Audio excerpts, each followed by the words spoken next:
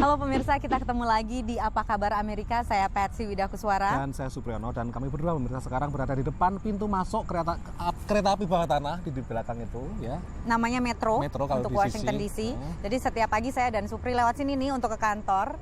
Dan memang ini adalah sistem yang melayani seluruh kota Washington DC dan suburbs di pinggirannya termasuk Virginia dan Maryland. Dan patut berterima kasih pada sistem kereta api bawah tanah yang sangat nyaman. Saya dari rumah ke sini cuma memakan sekitar 10 menit. Door to door. Door to door ya. Sudah jalan kaki. Lah. Ya, 20 itu di menit keretanya saja ya. Kemudian juga tempatnya nyaman, bersih. Kemudian bisa baca buku atau bisa tidur. Setiap pagi kamu gitu ya? Karena ketiduran. Nah, ini memang tentunya terkait dengan wacana integrasi sistem transportasi di ibu kota DKI Jakarta.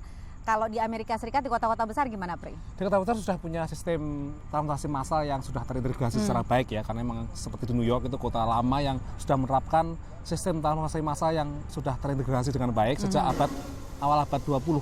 Sudah ada namanya subway di New York. Itu sudah dibangun tahun 1900 bayangkan. Kemudian di DC metro ini bisa dibangun sekitar tahun 70-an.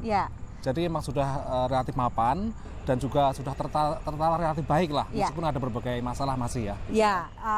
Dan yang terintegrasinya itu karena terkait dengan bis penunjangnya kan. Jadi misalnya kereta bawah tanahnya itu mungkin stasiunnya tidak mencapai seluruh kota Washington DC, tapi ada metro bus dan kemudian sejumlah transportasi publik lainnya yang mengarah ke situ, yang di-pool di situ ya kan. Dan menariknya juga kan di sini daerah ibu kota ini kan dikelilingi oleh dua negara bagian kan, namanya Maryland dan Virginia. Mereka sudah bekerja sama dari dulu bagaimana agar sistem transportasi massal ini bisa menjangkau daerah ini juga dengan menggunakan satu sistem yang terpadu kan? Dengan pembayaran yang juga terpadu dengan menggunakan Smart Trip ini. Dengan Smart Trip ini kalau misalnya saya baik ada di Maryland atau di Virginia mau naik bis atau mau naik metro, itu hanya tinggal memakai satu kartu ini yang juga bisa diisi ulang melalui online lewat kartu kredit, menggunakan kartu kredit dan sebagainya. Kurang lebih sama seperti sistem yang sekarang ini menjadi visi. Gubernur DKI Jakarta. Nah, kalau memang dibandingkan persoalan yang di Jakarta kan wacana ini kan juga visinya ini kan juga menghadapi banyak persoalan ya, karena memang pelaku angkutan massal di Jakarta kan sangat banyak ya. Ada Metro Mini, Kopaja, kemudian juga yang kecil-kecil itu namanya Mikrolet, angkot dan sebagainya. Kalau di Amerika memang di kota besar terutama itu tidak terlalu banyak. Jadi misalkan seperti angkutan Mikrolet tidak ada.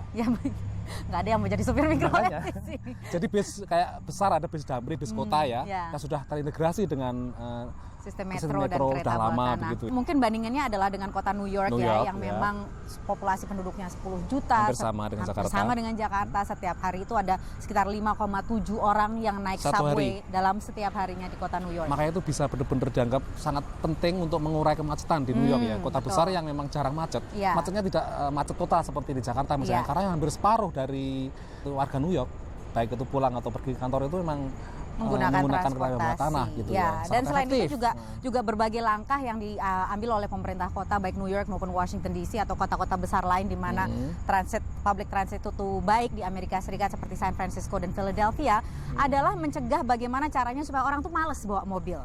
Parkir dipersulit, dipermahal. Kalau misalnya parkir di sini 1 jam berapa? 1 jam $4. Ya, jadi itu memang membuat orang berpikir 2 kali untuk naik mobil. Dan selain itu juga seperti Supri bilang, pelakunya tidak banyak. Dan yang penting juga adalah elemen subsidi pemerintah. Jadi sistem transportasi massal di Amerika, di kota-kota besar itu hampir semuanya itu memang menerima subsidi dari pemerintah.